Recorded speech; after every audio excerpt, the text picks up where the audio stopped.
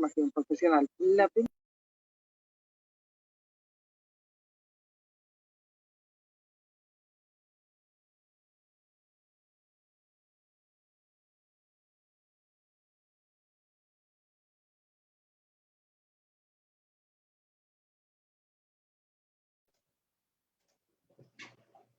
Okay, I guess we're going to begin now. Hello,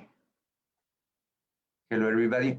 I will give the floor to Manuel Peña. He's a member of assistant of our SEAS. Please, Manuel. Okay, good morning, everybody. First of all, we're going to start with Maria Sterlo. She's a member of the SEAS. She's a researcher, an economist, and she's going to be commenting this. She's going to be moderating this conference first. So she's going to start giving some words. Thank you, Manuel. Good morning, everybody. Good morning, Professor Amit. Good morning to all. It is my pleasure to be the moderator of today's conference and to have Professor Amitendu Palit, expert on India-China relations, countries that I had the opportunity to visit thanks to scholarships. I did my master degree in China at Beijing Normal University on business administration, and also visited India this year for a complete month to do a course program in economics in the Research and Information System for Developing Countries, RIS. Well, I would like to introduce Dr. Palit. Dr. Palit is Senior Research Fellow and Research Lead, Trade and Economics at the Institute of South Asian Studies of the National University of Singapore.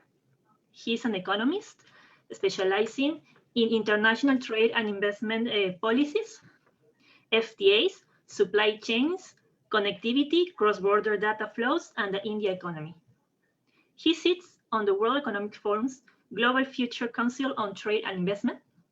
He is Senior Research Fellow Honorary at the Won Center for Study of NNCs and advisor for Athena Infonomics. Earlier, Dr. Amitendu worked for several years in the Ministry of Finance, Government of India, and in the Ministries of Industry and Civil Supplies. He handled macroeconomic policies, including trade, investment, industrial development, SMEs, entrepreneurship, and futures trading. He wrote annual economic surveys and participated in annual budgetary consultations.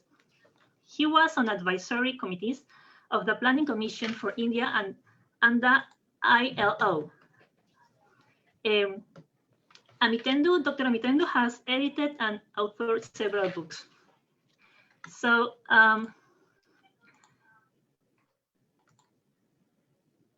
I would like to, well, now I give the floor to the coordinator of the Center of Asian Studies, Professor Carlos Aquino, to give some words. Please, Professor Carlos Aquino. Thanks, Maria. Good morning, Professor Amitendu Palit. Good night, good evening over there. You are very kind to have accepted our conference. Just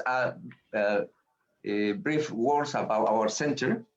The Center of Asian Studies of San Marcos National University was created just 1 year and 10 months ago.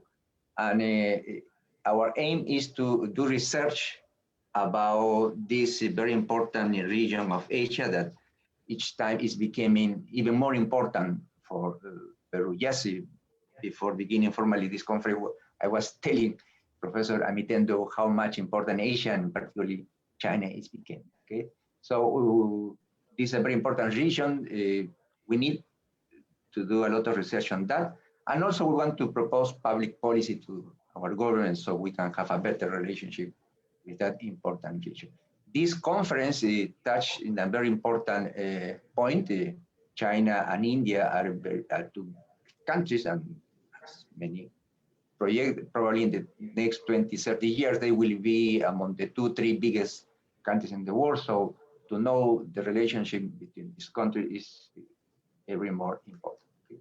So we're very happy to have Professor Amitendo, and this is the first conference in September. We have several conferences in September, so hope everybody here in the auditorium also will accompany us in the next conference.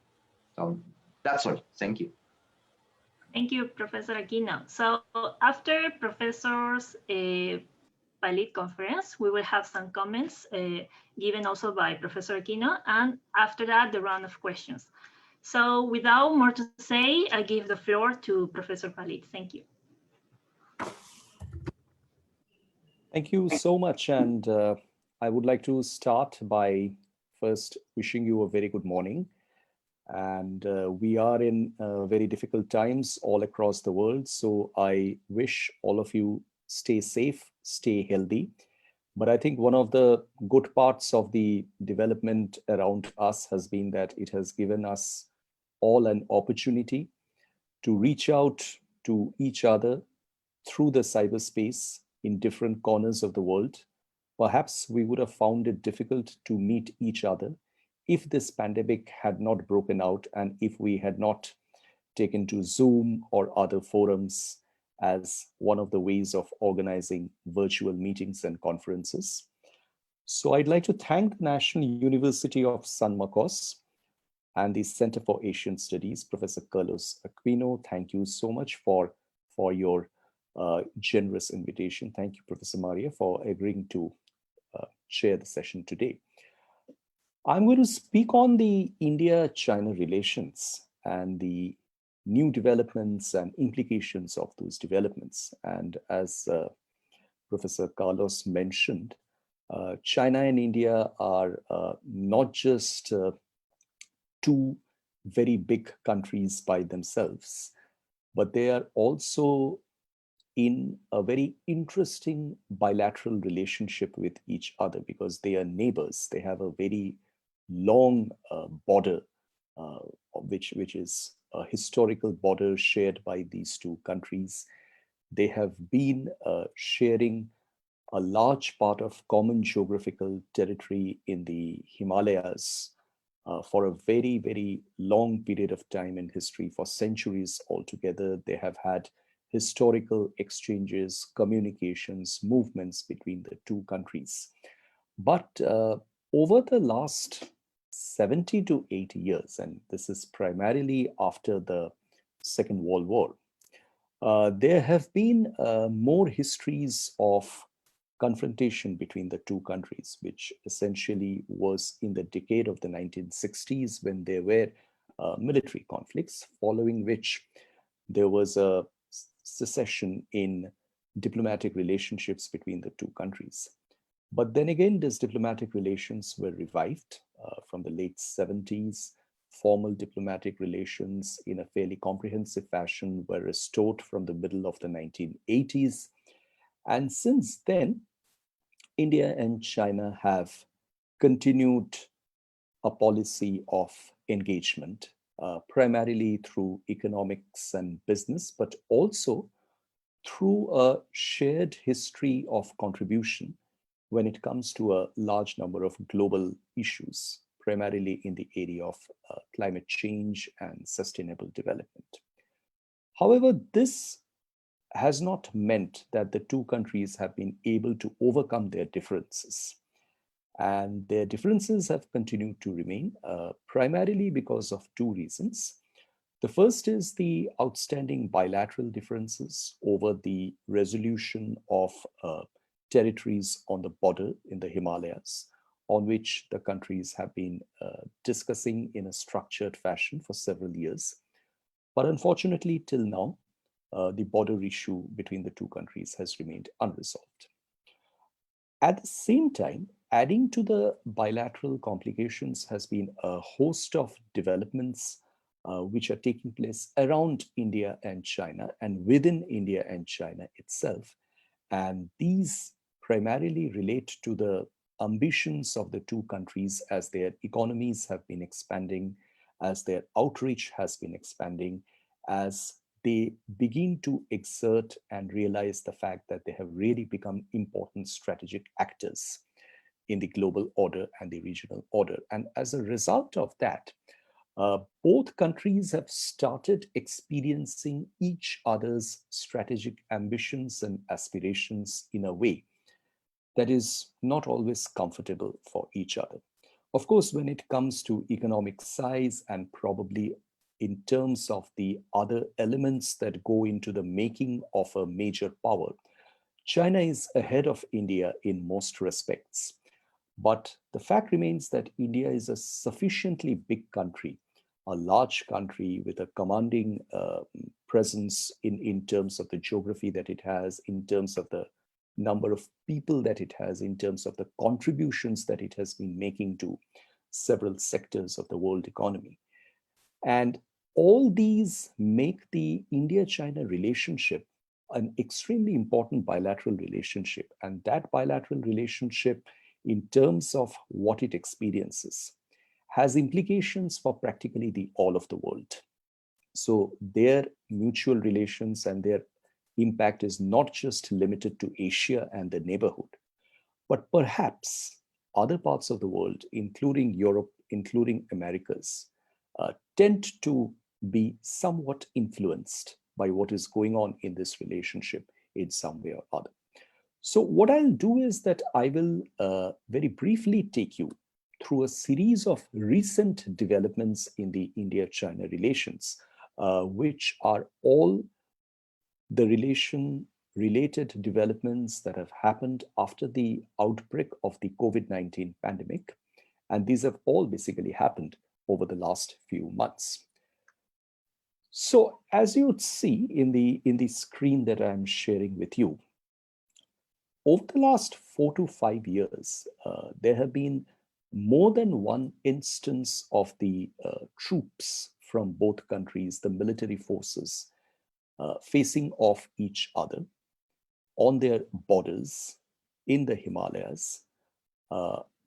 These have been increasing in number over the last 4 to 5 years. But the interesting point is that there never was, as such, a military confrontation. But this year, on the 5th of May, 2020, from the 5th of May, there was a face-off that began with militaries, armed forces taking their positions on both sides of the line of actual control in the Himalayan Indian state of Ladakh. And on the 15th or 16th of June, around the midnight of the crossover time, there were actually military clashes, which resulted in casualties on both sides, around 20 casualties on part of India, more than 40 from China in terms of the reported numbers. Now, this was quite an extraordinary development because over the last 45 years or more, there really has not been a military confrontation between the two countries, which has led to loss of lives. So in many ways, this was probably the worst conflict, the worst military conflict or clash that happened between these two countries. And that clearly has left an impact on the relationship. Now, since this happened and both countries have been practical, pragmatic, and responsible enough to understand that there is probably not much point in allowing the hostilities and confrontation to escalate. And it is probably best to ensure that the difficulties, for whatever reasons they have arisen, whichever side might be responsible for the provocation, it's best to settle the matter through diplomatic channels and communications. So as a first step towards that, they have been talking to each other bilaterally for military disengagement, which is basically a pullback of forces from the borders on the both sides. However, such disengagement in the area of confrontation, the geographical space over which this has been happening, is not yet fully complete. So military presence continues to remain there. The line of actual control between the two countries continue to remain a tense area in the sense that not everything has cooled off, not everything is in a state of stability. There's more tension in a sense which is arising because of the fact that this is happening. That particular part of the border between the two countries is very close to the autonomous region of Tibet in China, which has always been a source of complication for Chinese internal administration and management. And Tibet has typically been an area of persistent difference between the two countries as well, with India being sympathetic to the Tibetan cause for democracy and independence, and having sheltered the Dalai Lama for several years. And at the same time, the US-China tensions, which really have been ratcheting over the last 7 or 8 months since the outbreak of the COVID-19 and the closing down of the US elections, that has begun affecting probably a large number of perspectives on the on the India-China side, insofar as viewing each other is concerned, because the impact of this US-China tensions is also being felt in the Asia-Pacific region quite severely. One doesn't really know when this standoff is going to end, when the relationships might begin to the normal diplomatic level. There is a possibility that the defense ministers and the foreign ministers of both countries might come to meet each other very soon at the meeting of the Shanghai Cooperation Organization, a forum which comprises both India and China. But whether those meetings will happen and whether those meetings will actually result in a comprehensive disengagement and return of a certain phase of maybe fragile, but nonetheless normalcy along the border, is something that we will have to wait and watch. But these developments have had their reactions. The first round of reactions, and let me cover the reactions that have come from India. India on this particular occasion has been noticeable in taking a position which is fairly, I would describe as strong, in terms of similar positions which have probably been taken by India in the past, that these are fairly strong positions which India have taken. And these positions have been taken primarily in the economic area. And I think the thinking here has been on part of the Indian decision makers, that the India-China economic relationship is a fairly substantial and comprehensive economic relationship, particularly when it comes to trade. India's dependence on China in matters of trade as a source of raw materials and intermediates, and also a very large number of essential capital goods, machineries, and consumer goods, is fairly large. The bilateral trade relationship between China and India is very much tilted in favor of China. India runs a very large trade deficit with respect to China. And there has been a feeling in some quarters that because this dependency is very large, because this trade relationship is very one-sided, it is very difficult for India to take steps which will reflect a strong attitude towards China. And that would, in a sense, probably limit India from taking strong positions from a geopolitical and strategic perspective. So this is appearing to be one occasion when India is trying to break out of that limitation, which might have come in some respect. And the reactions that are coming in terms of specific policies are first, restricting Chinese investments. And these are coming as part of policies that have been announced by India in terms of investments from countries having land borders with India being put through particular additional layers of scrutiny and review. These haven't really been banned, but they're just being reviewed far more carefully than in the past to ensure that these investments, and the focus is clearly on the Chinese investments, that they don't in any way get to a position where they control assets which might compromise India's national security interests in any way. So these are particularly relevant for strategic sectors like, say, for example, telecommunications, ports, infrastructure, and such areas. Well, at this stage, it appears that the Chinese 5G frontrunner Huawei, which has been a serious contender for the 5G equipment supply when India opens its tenders for 5G provision in the country. I don't think Huawei has the possibility anymore of going ahead. So that is going to be an area of fairly significant limitation. Many of you might be aware of the Indian Premier League in the sport of cricket, which is an extremely popular, very large sponsorship and revenue generating event that happens in India. This year, because of the COVID, it has been shifted to the United Arab Emirates. But the sponsorship of the Indian Premier League used to be with the Vivo, a prominent Chinese company, which has withdrawn from that sponsorship.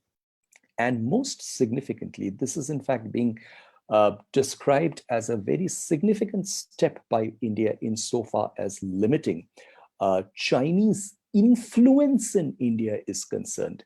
118 apps containing various popular Chinese apps like, say, for example, TikTok, WeChat, Alipay, PUBG, and so on and so forth have been banned by India. And this, in an effect, targets the developers of these apps, which are all major Chinese companies practically present all over the world in the digital space, like Baidu, Alibaba, Tencent, ByteDance, and their products have been banned. Not that they were making very huge revenues in India, but they did really have fairly strong following from within the country, particularly gaming apps like the PUBG, for example. And this is intended to send a very clear signal to the Chinese developers and the Chinese businesses that when it comes to the digital space, and which is now being visualized as a space where there is sufficient scope for compromise on national security concerns, particularly through the cybersecurity threats, India is going to be very, very careful when it comes to allowing the Chinese digital apps. In a couple of other developments, the Chinese cultural institutes and forums, which have traditionally been engaging in bilateral people-to-people connectivity building and contact building, are being increasingly more scrutinized in terms of the purposes which they have and the intentions which they convey. And finally, this is actually going to be a very significant development according to my understanding, and we can discuss this further in future. India has really begun very serious efforts to work with what I would describe, quote unquote, like-minded countries to reposition supply chains within the Asia Pacific. And this is really coming out again out of an understanding that it is not just India, but it is also several other countries of the world like Japan, Australia, Korea, and obviously not to mention the United States of America, which do realize that when it comes to the major supply chains, like, say, for example, semiconductor, electronics, automobiles, pharmaceuticals, and even other consumer products like garments, textiles, chemicals, and the most new generation cutting edge industries like electric vehicles, China continues to retain fairly substantial parts of these supply chains, either at the upstream level or at the downstream level. And as a result of that, there is a dependency on China which arises, even when there is no national security interest involved, even from a purely economic perspective. There is a dependency which major economies of the world continue to have on China. So even if it's a situation where there is no security issue involved, but simply a disruption arising out of a public health exigency like the COVID-19, and there are disruptions within China, the supply chains completely get disturbed. and the access to vital products on part of these countries get disturbed in a very, very quick fashion. So it's basically with that objective, and also to ensure that there is much lesser dependence on China economically, which in a sense would reduce the risks of dealing with an aggressive China in several respects, which might create national security concerns for these countries. India is working with Japan and Australia to promote what is being described as a resilient supply chain initiative. And there are countries like Korea and Vietnam and other countries from Southeast Asia, which are also expected to contribute to this. So we might actually get to see a fairly significant reshuffling of investments within the Asia Pacific and a repositioning of supply chains as we go ahead and we discuss much more about this. When it comes to responses from China, there are hardly much bilateral actions that I am aware of which have been specifically targeted at India. But the Chinese press and the general view held by China has been that most of India's actions has been because of the US pressure which is being employed on it to act aggressively on China, and as a result of the developments that's taking place on the border. But there are other efforts that are clearly visible in terms of China trying to consolidate its deeper engagement with the neighboring countries around India in a bid to consolidate its strategic influence in the neighborhood, which has actually been quite substantial over the years. So there have been meetings between countries like Afghanistan, Nepal, and Pakistan with China. These are countries to whom China is a very important provider of development assistance, particularly infrastructure building assistance through the One Belt and One Road program. And China continues to assure its commitment to the development needs of these countries by actually reaching out to them even within the situation of COVID-19 crisis. On the whole, as such, China, in terms of its greater space of the restructuring of the economic policies, is actually increasingly beginning to shift towards an economic model which aims to reduce its dependence on the rest of the world, on external demand. And this is essentially looking to build the Chinese economy more as a self-sustaining economy by itself. And many of you might be aware of the fact that the 14th five-year plan of China is expected to be adopted by the CCP in the month of October.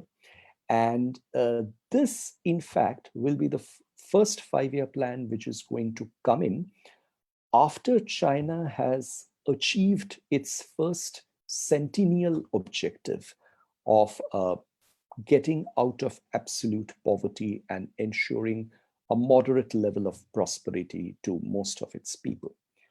So this plan is critical in terms of signaling what China intends to do in order to maintain its economic position and influence and sustenance over the next 10, 15, 20 years. And there is expected to be the announcement of a policy of dual circulation, which is expected to be a policy that in a sense emphasizes on China's capturing the most from global markets in a selective fashion, but at the same time, emphasizing very heavily on developing its internal markets and institutions and capacities for building up enough capacity, so much so that China reduces its dependence on selling competitive exports to the rest of the world.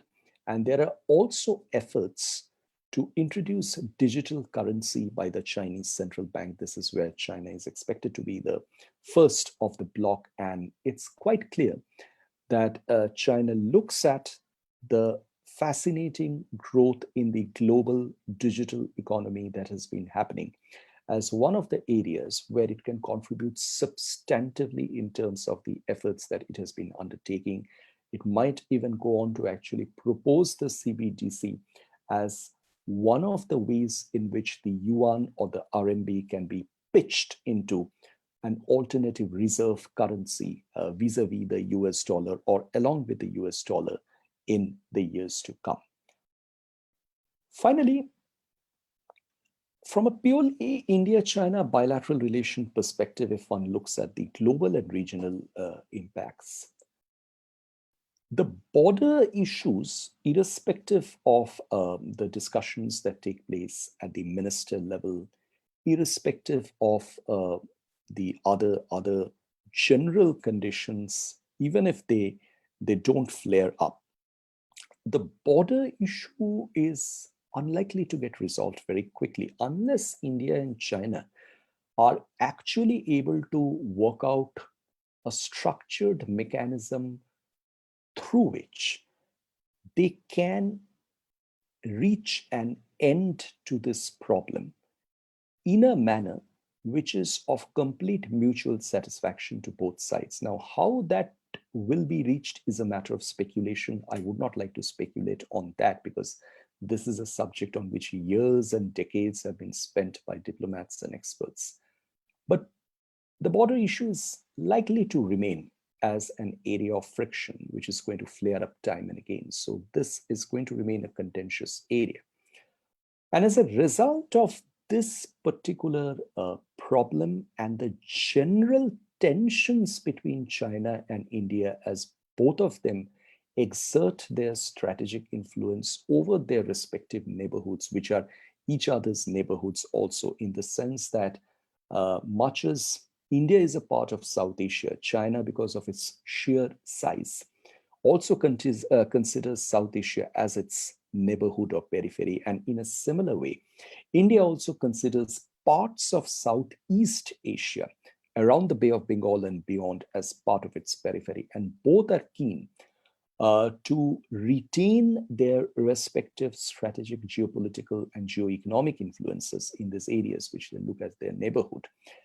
And that is occasionally going to run into conflict with each other's interests and plans and perspectives. And as a result, the South Asian region is likely to become tense and volatile as these two major powers continue to remain in a state of off and on friction between each other. Like South Asia, developments might also get a bit more complicated around the South China Sea in Southeast Asia, because out there China has disputed maritime borders pending with a large number of countries in the region, Malaysia, for example. So there might also be complications which are developing around that. As it is right now, the South China Sea is already in the middle of a fair bit of naval military buildup, as we are getting to see.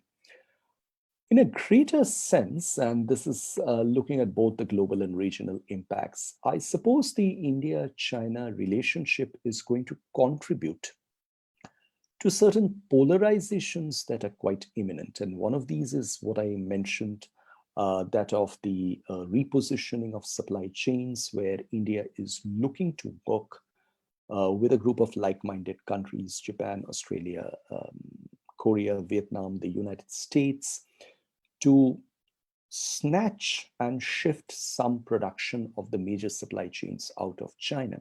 But in a similar way, one can expect that China is also going to make efforts to ensure that it continues to retain sufficient control over supply chains, even if those chains need to be reconfigured and repositioned. And China already has this basic model of the Belt and Road on which to work on. So one might actually get to see that supply chains in future are not just going to be positioned on the basis of economic efficiency, but they're also going to be positioned on the basis of mutual trust and security considerations. And then one might get to see that the Belt and Road space, the economic geography of the Belt and Road, covers a particular group of supply chains, whereas there are other supply chains in other zones, maybe in the Indo-Pacific or other areas. Again, this entails a fairly distinct polarization according to the global political order that determines the fixing of the supply chains.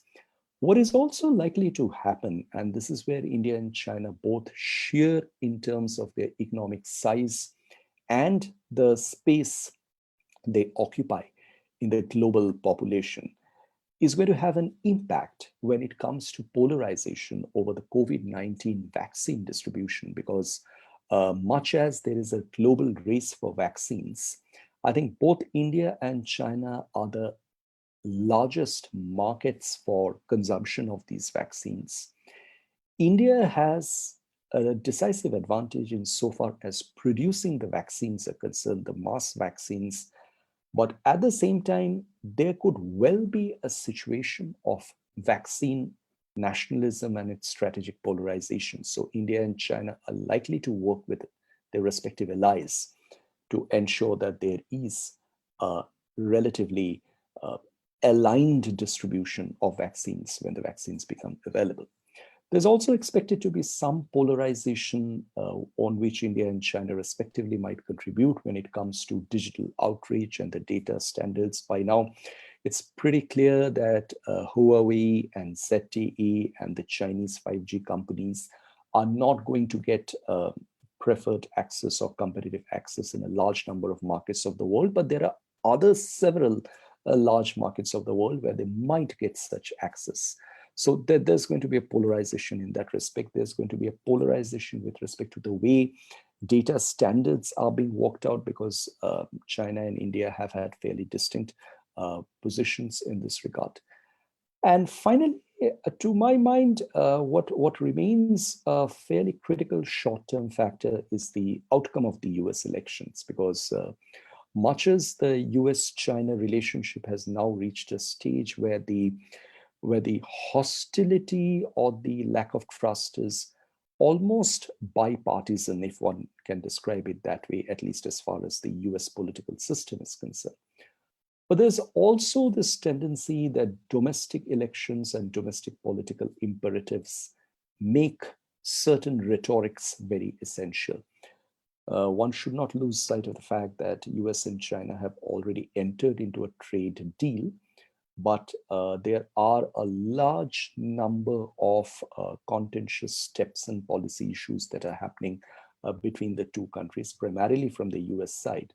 Now, whether this narrative is going to change following the outcome of the US elections is something which will remain very critical, because if there is a little bit of a sobering down in this hostile narrative, then it's likely to have a fairly virtuous effect on the Asia-Pacific region and in terms of the relationships that one is getting to see.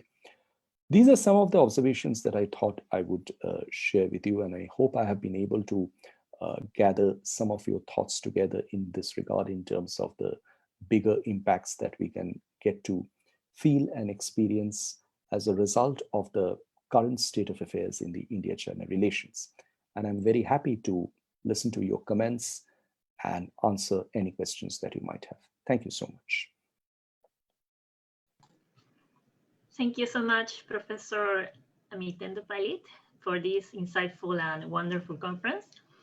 Before starting with the comments, I would like to greet and say thanks to the Embassy of India, Ambassador Elar Escala, Ambassador of Indonesia, Marina Estela Anwar, and Professor Hyosam Lim for joining us in this opportunity.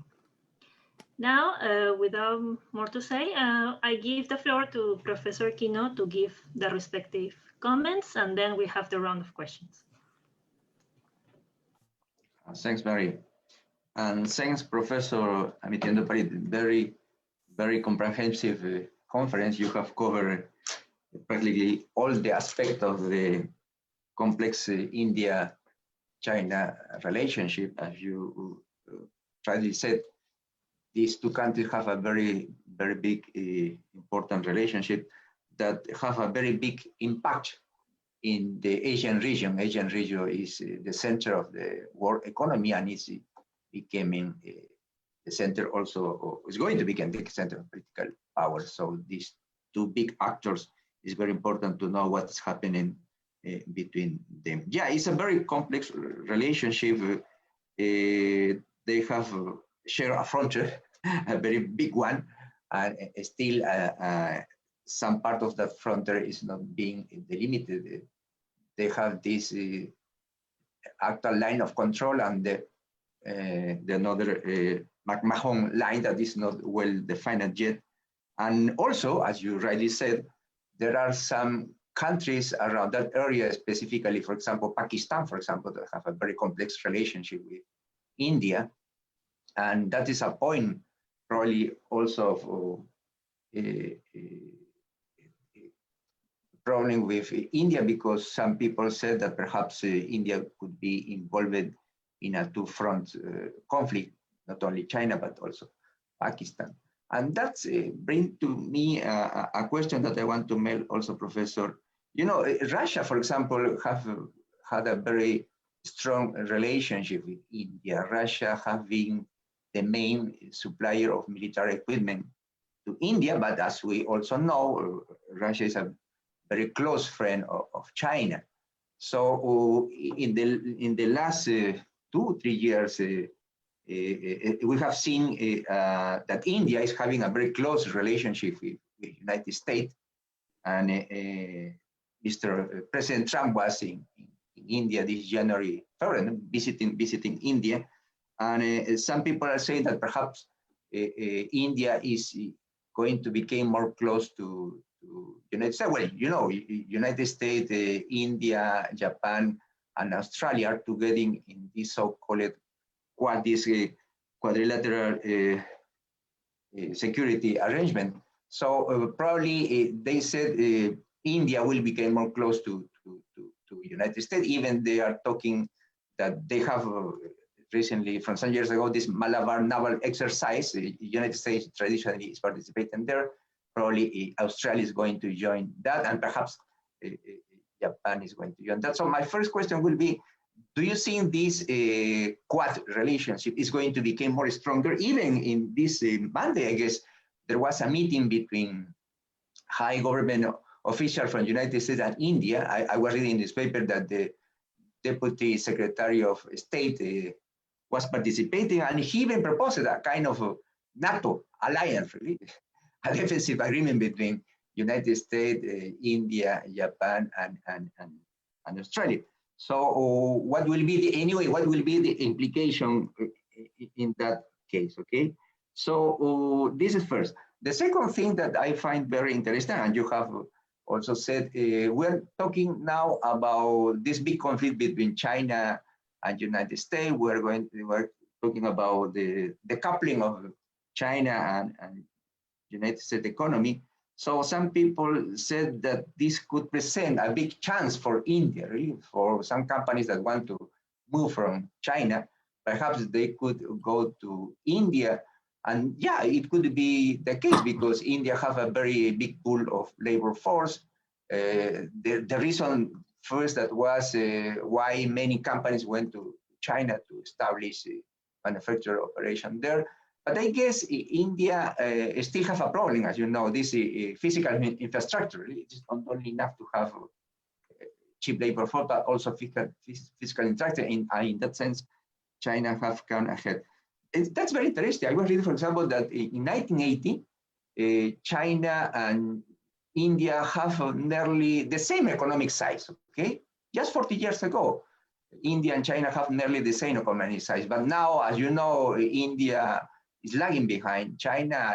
China economic size is nearly 5 times the size of India. So India have a lot to catch up, but of course there is an opportunity there. Also in China, the salaries are increasing, so India can take advantage of that, especially as you also mentioned, not only not in Asia, but also in the United States, they are trying to, as they said, find another kind of supply chain, not centered in China, but also in another region. So India can have a chance to grab that opportunity. So my second question is, really, will it be India able to take advantage of this economic decoupling to constitute another, not alternative, but perhaps together with the India central supply chain, another supply chain center in India? Because not only is the concern of the United States, even Japan said we have too much dependence on Japan, and even Australia. You know, Australia in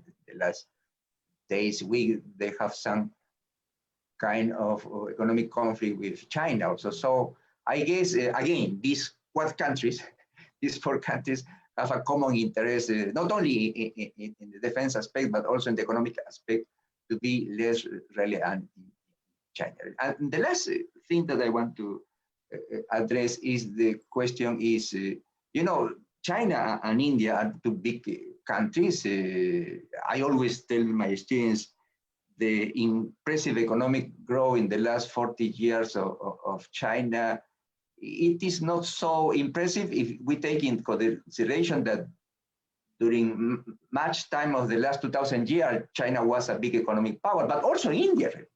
Many people forget that. Many people forget that from the probably 3rd, 4th century up to the beginning of the 18th century, China and India were the two big economic powers in the world. So it will be very interesting to see how these countries will behave in the future. I guess the room for cooperation is very big, really. They have both big internal markets, as you rightly said. For example, in the case of China, in the last years, they are being focusing in the internal market because they don't want to be more dependent on the external market. And one of the reasons is that they have developed already a very big middle class, and I guess this is also one very strong point of India. All predictions said that in the next, even in the next 15 years, India could even have a bigger middle class than China, really. So I guess even if they are two competitors, perhaps there could be some room for cooperation. But in that case, perhaps it's something that you know. Up to last year, there was a scheme, economic scheme, integration scheme in East Asia to have this regional comprehensive economic partnership, okay, involving the ASEAN group of 10 countries plus 6 United States, China, Korea, Australia, New Zealand, and India. But India left this agreement. So it is supposed that in November, probably, this RCP is going to enter into effect, or it's going to be signed, but sadly, India is not there. So it is a pity that, of course, India has their own national interests. India thought that perhaps it is not convenient, at least now, to enter in this agreement, but it could have been a very good integration scheme that will further advance cooperation between these two economic giants that are India and China. Anyway, that's my point, and I give you the floor, Professor. Thank you. Thank you, Professor Carlos. These are excellent observations. I will respond to all of your queries, but I would like to sort of share with you in the beginning that since I am primarily an economist and I work on economic issues, so I will not be very competent to respond to one of your questions, which is more from a strategic perspective and a security perspective. But let me try to reflect on that, the first question that you raised, and you raised the very important point about the role that Russia has to play in the current interface between India and China, and also the importance of the Quad countries and India's greater proximity with the United States. I think we, in many respects, and when I say we, I refer to a very broad community of academics, experts, strategic experts, thinkers all over the world. We have tended to underestimate in some respect the very important role that Russia can still play in global affairs. And to a very large extent, Russia has been overshadowed by the rise of China and the difficulties that it experienced in the wake of the end of the Cold War and the disintegration of the Soviet Union. But I think many of us should take note of the fact that Russia is really one country which has enormous internal capacities to sustain itself economically in terms of the access that it has to natural resources, and particularly resources which are going to fetch it strategic returns for decades altogether. Neither China nor India are actually custodian of such kind of natural resources like Russia has. And Russia, of course, because of its history, civilization, the cultural factors, really has the capacity to exert a profound influence on the world. And I think this is a factor which India realizes. And as a result of that, very interestingly, India has made efforts, I think, to keep Russia as engaged as possible. And as you would know, I alluded at one stage in my presentation to the possibility of the Indian and Chinese defense ministers meeting at the Shanghai Cooperation Organization, which is essentially an organization where China and Russia were the two most important members when they began. But now India is a member of that organization as well, along with Pakistan. And this actually gives India the opportunity to not just engage with Russia, but also with Central Asia and the countries of that part of the world, which are very important in terms of the geography they occupy, the strategic positions which they take place. And I would also, like to mention on this occasion that Russia has been the first to officially announce the launch of a COVID-19 vaccine. And India has been one of the countries which has agreed to go for the trials of that vaccine, along with a few other countries in Asia. I think the point over here is very important that for India, I think there is a stage which the country has reached where it realizes that India is no longer a country whose foreign engagement, and when I say foreign engagement, I don't just mean diplomatic engagement, but I mean engagement which is primarily driven by economic considerations and national interests. To an extent, economic considerations have come to determine the character of the diplomatic engagement and foreign policy which a country like India will now have. I think that engagement is no longer decided by a policy of non-alignment, which India used to have in the 70s and 80s before the Cold War. Instead, it has become probably a possible description of that policy could be multi-alignment. India is, in terms of the position and the space that it occupies, in terms of its size, is probably now choosing relationships, each relationship on its own merit. And it clearly realizes that there cannot be a policy which, chooses the United States over Russia and vice versa, because each relationship in its own way for a country like India, which is large, has a value. And I think that is what one gets to see when one also looks at an understanding like the Quad, for example, which you mentioned, that it is important for India to stay engaged with powers, so much so that India remains a country whose views are understood and there is a position to be shared, even if there are certain positions of India which might be confusing to its partners and allies. Now, Professor Carlos, you mentioned this question of the regional comprehensive economic partnership. I think that's where I would like to stress this position, that much as on the foreign policy diplomatic side, India has really pushed on to take a policy of multiple alignments and engaging with various countries. These countries, many of which are India's friends and allies, have actually been disappointed by the lack of proactivity which India has shown when it comes to external trade. And India has shown this rather prominent hesitation to stay out of trade engagements, backing out of free trade agreements, which could be due to certain valid national interests of its own. But I think it's important for India to realize that external engagement has to be comprehensive, and there cannot be diplomatic or strategic engagement minus of economic engagement in a structured fashion.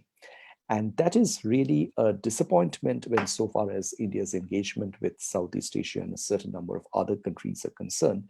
And this is where I'd like to come on to your second question, that when we talk about decoupling between China and USA, I think the first point to note is that when the United States and China began their tariff war about a couple of years ago, at that time itself, there was some movement out of China insofar as the businesses are concerned, because there were several Chinese businesses or European businesses which were exporting to the United States market from China, who realized that if they continue to do so from China, their products would attract higher duties in the American market. So there was a tendency to relocate to other parts of the region. Similarly, there were American businesses who were working in China but exporting back to the United States of America. They also acted similarly. Now, I think that was a first phase of decoupling which had already happened to a partial extent. The decoupling that we now get to see post-COVID-19 is a decoupling which is driven much more by strategic and political factors rather than economic factors. Now, this is where political and national interests of many countries might converge to a point, and they might agree on the fact that, look, none of us trust China. We are all wary of China's aspirations. We are all wary of the way it is conducting its operations. But that may not necessarily get translated into the way the businesses would want to behave. Because obviously, when businesses have positioned themselves primarily in China and around the region, they have done so on the basis of economic efficiency. And that is an economic efficiency which they continue to obtain. But if today they are asked to give up that efficiency and shift to other locations, they would want some incentives to cover up for this efficiency. A lot would depend upon which location is able to give them what kind of efficiency. For a country like India, this is a very big challenge. It is a very big challenge because India is not yet the best place for doing business in the world, though it has improved considerably over the last 4 to 5 years. When compared with competitive locations in Asia, let's say, for example, a country like Vietnam, India still retains certain major disadvantages, particularly in terms of its internal infrastructure costs, mobility costs, so on and so forth. So when it comes to relocation of production from China, it does not mean that India is an automatic choice. There are several other countries which are going to compete for that relocation when it comes.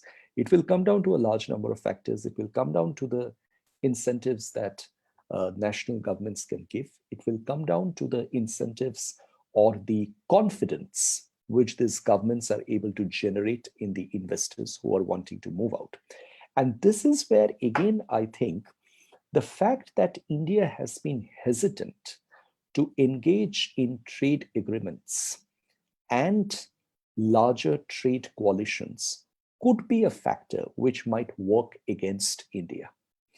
And that is where India needs to really construct a comprehensive dialogue with countries like Japan and Australia, which have a far more outward-oriented, acceptable attitude for the rest of the world as compared with India. So if India is looking to work with them in building resilient supply chains, it really needs to communicate with them far more effectively in looking at opportunities where there could be common rules for attracting investment and repositioning supply chains. So I think when it comes to the larger China-India relationship, I think one needs to accept the fact that when they look at each other, there might be substantial points of disagreement. But when both of them look at the rest of the world, there are obviously challenges which are common for both of them. When, in spite of the great achievements that China has made as an economy, it continues to remain a developing economy. There are still poor people in China. It is yet to reach, in terms of per capita income, the OECD income levels. There are several areas of sustainable development indicators where China is well behind the developed world. And in India's case, there are several shortcomings as well. So I think neither India nor China can afford to overlook the fact that when it comes to development, the situation which they face is in many respects common. Giving access to basic health, public health, and the COVID-19 has exposed the vulnerability in a tremendous sense. That if countries like China and India become victims of pandemic, it can really mean very serious situations for them. So I think down the line, much as they have serious areas of disagreement and they have serious positions on which they will not be able to agree, they still need to find out ways when on global problems, they need to listen to each other, and even on the regional problems, because I think global problems do require China and India working together to the extent possible. And that is not impossible, because if they can work together in providing a common solution to global problems, like they have in the space of climate change, for example, it will only mean good for both of them. Thanks, Professor.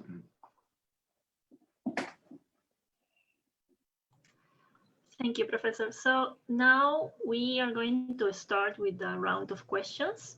First from the Zoom room chat. Okay, this is a question from Mario Gonzalez. He's asking how Indian media has influenced Narendra Modi's response to China. The ban on Chinese apps in India would probably show an economic strategy by Modi in order to relaunch his Make in India policy. Thank you for these questions. I think let me share this, that in terms of the reaction to China as far as India is concerned, today, I think popular opinion on China in India is quite negative. And I don't know whether it's a result of the Indian media or it's a result of the very strong anti-China positioning in the Western media. But I think the fact remains that China really does not enjoy a positive reputation in India right now. It was not enjoying such a reputation even before the current standoff. And that, I think, has much to do with the fact that in general, over the last 4 to 5 years, and I would say that particularly since the current leadership has assumed position of prominence in China under Xi Jinping, China has noticeably changed its attitude in engaging with the region and neighbors to a far more aggressive and assertive fashion. And this, for India at least, has got reflected in certain areas with very specific concerns, like, for example, the Belt and Road Initiative did actually affect India the most, and India was the most vocal critic of this because it influenced India's sovereignty in terms of crossing over into the Indian territory. On top of that, India has been wary of the role that China has been played in very active infrastructure building around India in countries like Sri Lanka, Bangladesh, and so on and so forth, in assets which India has felt are actually giving Chinese military a decisive advantage with respect to India in spaces like the Indian Ocean and then onto the Himalayas. I think following COVID, there has also been this view that China has not really been very responsible in handling the management of COVID-19, at least as far as sharing information on COVID-19 is concerned. That is a view which is not just held by India. That is a view, I think, which has been held by a number of countries in the world, which has led to pressures on the World Health Organization and calls for an independent inquiry into China's sharing of information on the COVID-19. I think the combination of all these in India has been a fairly strong negative reaction to China, compounded with the fact that there has been this worst military conflict in the last 45 years on the border. What I think India did do is that there was this view on the kind of actions that India can take to convey its displeasure, firstly, on account of what India felt was sort of a unnecessary provocation on the border. That's been the Indian perspective. And also the fact that China has probably gone much deep into the Indian economy and society without India and many other countries actually realizing it. And much of this has to do with the digital space in terms of, let's say, for example, phones like Redmi and Xiaomi being extremely popular and sold in India and coming with inbuilt digital content in terms of the TikTok and so on and so forth, which are widely popular apps used by India. And this clearly is the space which is not just the most important future economic space of the world, because India is going to generate huge amount of data. India is going to generate huge amount of digital users in terms of the billions of sort of internet subscribers that it's going to have in the world. But at the same time, this is also an area where the security concerns are fairly strong and they're very difficult to plug. Cybersecurity is clearly not something which is similar to, let's say, land security or marine security or naval security or something like that. I know that personally because I work in the area of international trade, and whenever we look at the question of cross-border trade, particularly with respect to cross-border data, we run into questions that arise with respect to cybersecurity. When data agencies across countries talk among each other, when central banks talk among each other. So I think when it came to Chinese apps, there was this very clear view that, look, this is a space where there is a possibility of external surveillance capturing sensitive data, user data by the Indian citizens and residents, and such data and its access to external agencies might construe a case for a national security concern. So this is something which needs to be acted on. And at the same time, it would also send an economic signal to China that India is not that much economically dependent on China, that it cannot take a strong position, as I mentioned in the past. And yes, it indeed connects to the overall posturing of the Make in India policy. It does, because the Make in India policy is clearly a policy which looks at focusing as much of economic growth in India in-house as possible.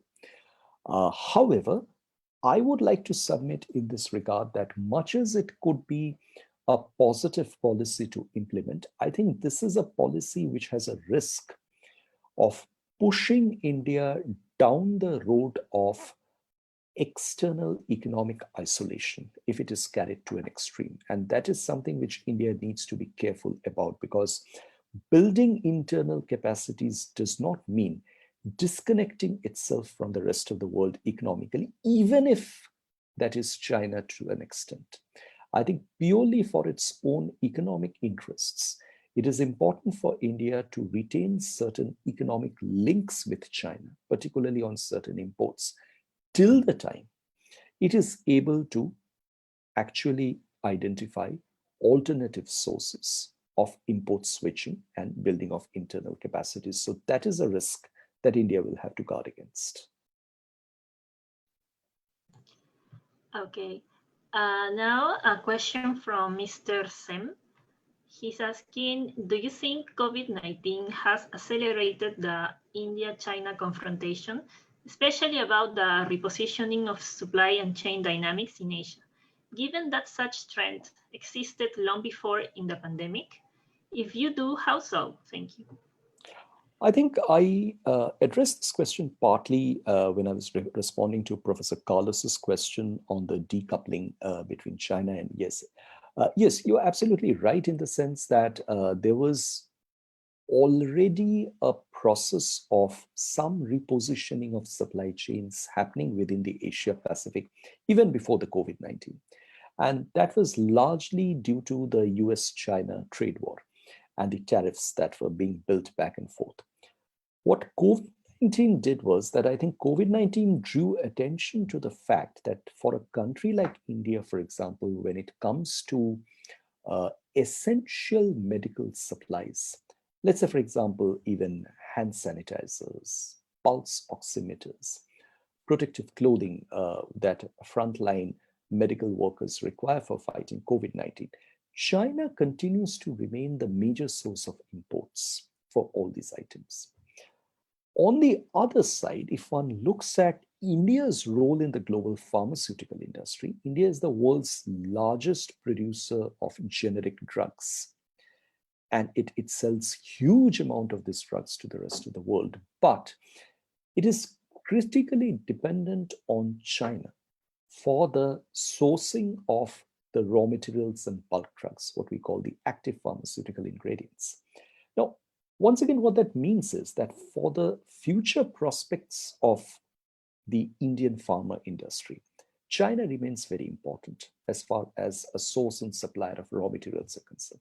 Now, if we look at this in the context of the fact that COVID-19 vaccines are going to become available, let's say in 6 to 12 months or 18 months down the line, and the Indian pharma industry looks at mass production of COVID vaccines for not just its internal consumers, but also for the rest of the world.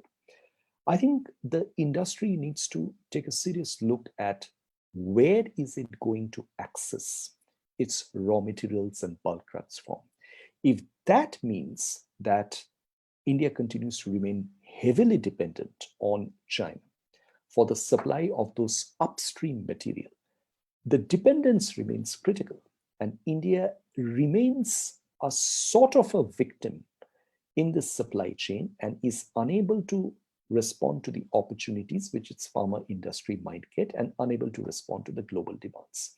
So I think these are all very complicated understandings which are now being highlighted as a result of the COVID-19 and bringing the challenges that India as an economy and as a country has to look at in a very thorough and hard fashion.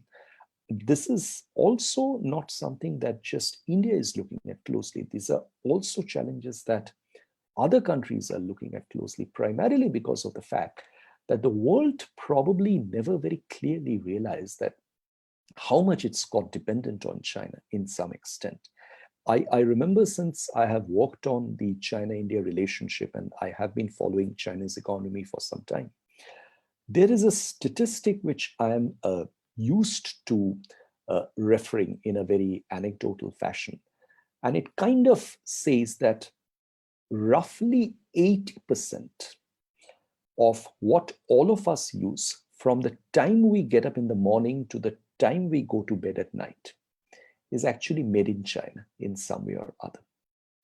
I think this is a realization which has finally hit the world hard. That, if this is the degree of dependence that the world has on China, well, obviously the dependence has come because of certain very distinct economic logic. But is it a healthy dependence to persist with? I think that's a question which countries are asking each other, particularly big countries like India. Thank you. So now we have some questions from Facebook. And we have here one from Mrs. Leah Rodriguez. She's asking, the German government adopted policy guidelines on the Indo-Pacific region, setting out the course for its future policy on the countries of the region. Could you please comment about that? I have actually not come across the announcement of the German government. So unfortunately, I am not fully aware of what the German government has really articulated in this regard. But what I would like to say is that the Indo-Pacific has increasingly become a very major architecture for not just the Asia Pacific and Asia, but also for most continents of the world, because the Indo-Pacific is a region of the world which is economically heterogeneous, but at the same time, it comprises the busiest sea routes and the sea traffics, and comprises a huge amount of movement of goods, people, technology, ideas, data, so on and so forth. Big countries like the United States, China, India, Japan, Australia, and even Europe. To that extent, if one visualizes closely, the Europe is actually not too far from Indo-Pacific. So clearly, European countries like Germany, France, I know for sure that the United Kingdom has been very interested in developments around the Indo-Pacific. Sweden and Scandinavia has been trying to look at these developments very closely. The question is that the Indo-Pacific being defined the way it is a historical concept. It also has a fairly strong modern relevance, but till now, the articulation of Indo-Pacific has primarily remained confined to a security-based articulation. It is probably important for this articulation to get a more distinct business orientation, so much so that all others feel interested in joining into the concept. Okay, and then we have another question from Facebook, from Marcela Victoria. She's asking, domestic reform and economic growth will shape India and China long-term policies? Is it possible to resolve the border issues tensions and the participation of India in the Belt and Road Initiative? Well, I think on the Belt and Road Initiative, India's position has been very clear that the Belt and Road Initiative in its current position and its current orientation passes through a region which is disputed according to India's position. And that is, in a sense, a violation of India's territorial sovereignty. So India cannot really subscribe to that articulation and to that project. On the domestic reforms and the resolution of the border, I think the two are probably separate in the sense that domestic reforms, if essentially it is an idea of economic reforms, then I think India really still has a long ground to cover, because India is a complex country and the economic inefficiencies are also very varied across the country.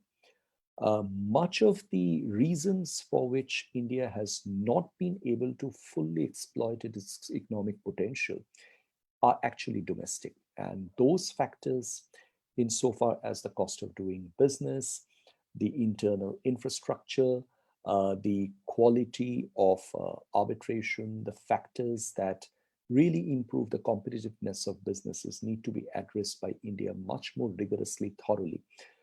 This is where not just China, but many other countries of Southeast Asia and South America have actually done much better than India. So it is very important for India to address this urgently.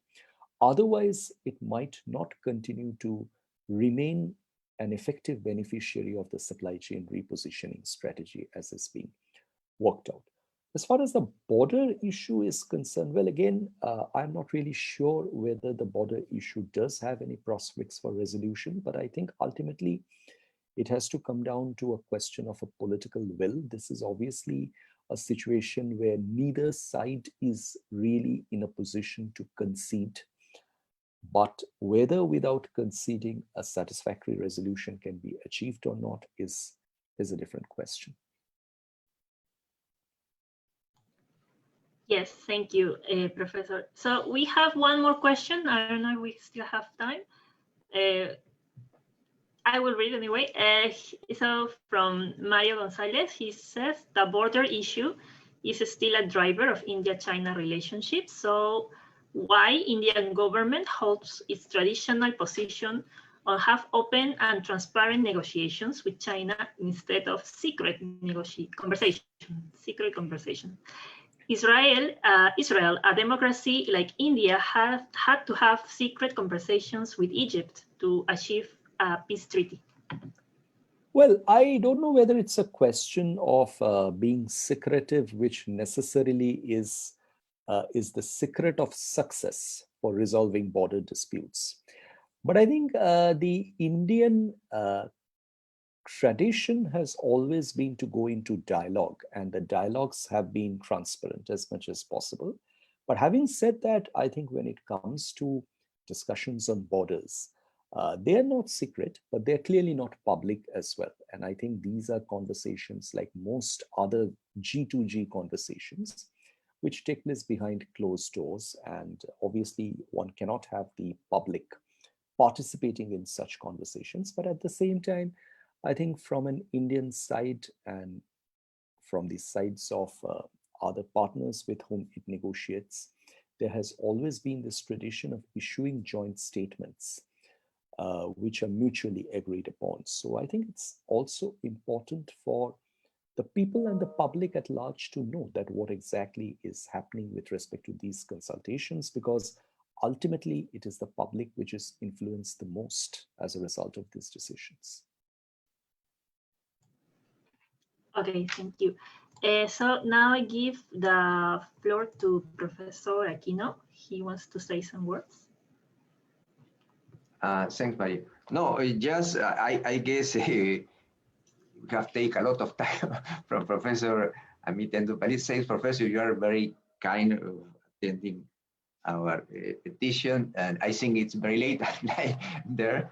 Anyway, it was very, very interesting. You have covered, as I said before, all the topics, a very comprehensive account of what's going on among these two big countries. And we hope we can have you again talking about this tema, because it's developing, or about other temas. You study many things in Asia. For example, this economic integration in East Asia, which you are also an expert, is a very interesting tema that we also want to touch. As I said before, probably at the end of November, the next meeting of this RCP, perhaps they will reach an agreement, sadly without India, and then we could talk about that. What are the implications of that RCP that was supposed to compete with the American-led before Trump signed out the participation of the United States. But anyway, that will be very interesting tema, for example, to compare this TPP and the new RCP. Thanks, Professor. You are very kind. No, thank you so much, Professor Carlos. Thank you so much, Professor Maria. I think it's been a wonderful experience for me. Thank you so much for inviting me to the conference. I learned a lot out of the questions that were asked, and it's really improved my knowledge. And at one level, I would also want to share with you my willingness to collaborate with your university and your center with respect to my center. So I'll be open to having such discussions with you whenever the opportunity arises. And at another level, I'm very happy to get the opportunity of coming back to you again whenever such opportunity arises. So please let me know.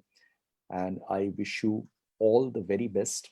And most importantly, stay safe, and hope to see you soon virtually, and maybe in the near future someday physically, whether in Asia or in South America.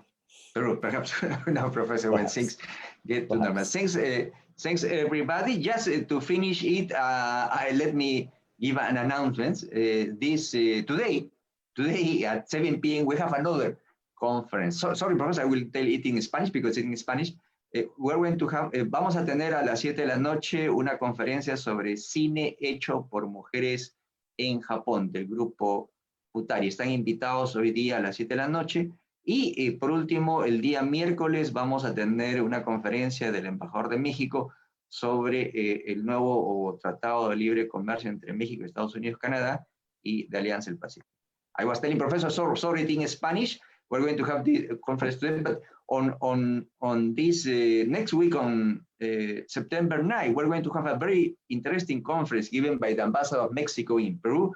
He's going to talk about this new FTA signed between, and that is in effect between Mexico, United States, and Canada, and also about the Pacific Alliance, you know, this group of four South American countries. Sorry, it's in Right. Spanish. If you cannot, we're very nice. Thank you, Professor, again. Thank you so much.